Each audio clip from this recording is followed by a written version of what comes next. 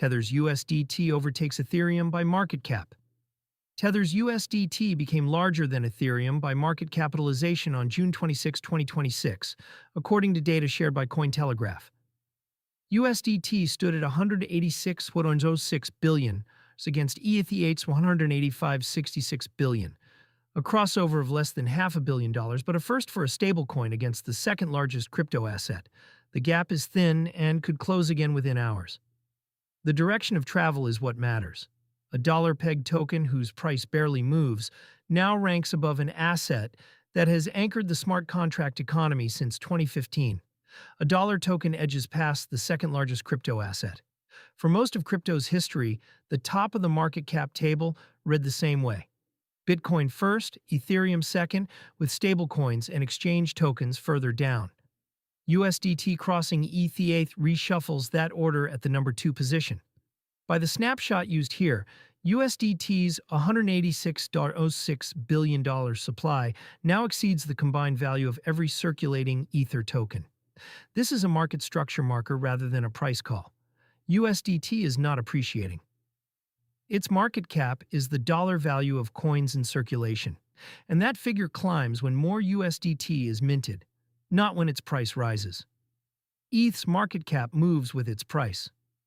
The flip happened where those two lines met. The sell-off did most of the work, ETH did the heavy lifting on the downside. Ether traded at $1,537.09 on June 26, 2026, down 4.89% over 24 hours and 9.78% over the prior week, per live market data at the time of writing. That drawdown shaved tens of billions off ETH's market cap and dragged it under the USDT line. The wider tape was red.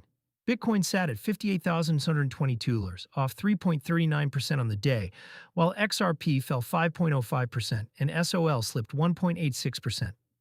The Crypto Fear and Greed Index printed 14, deep in extreme fear territory.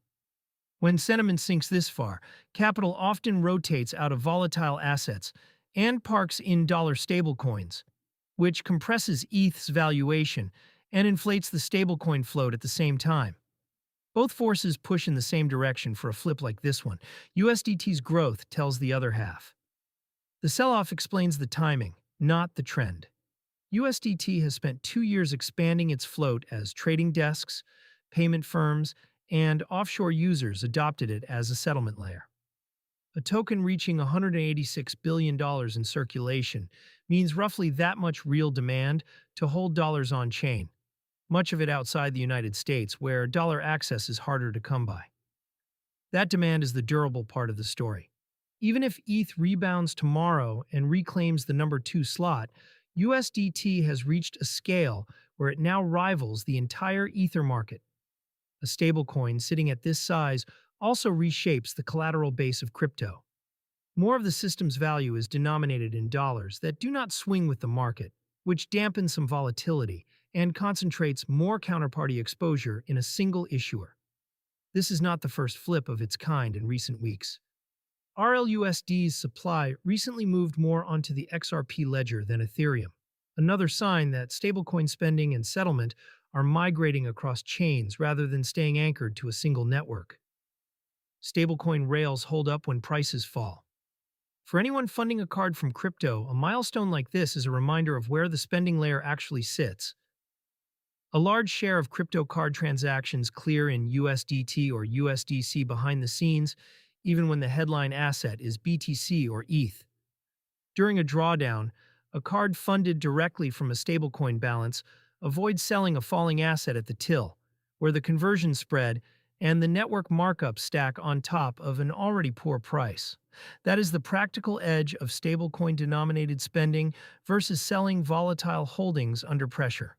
Cards that let you spend from your own wallet in a stablecoin keep the funding asset stable and the timing in your hands. The trade-off is concentration. Holding USDT means trusting one issuer's reserves, so the size milestone cuts both ways for users who lean on it.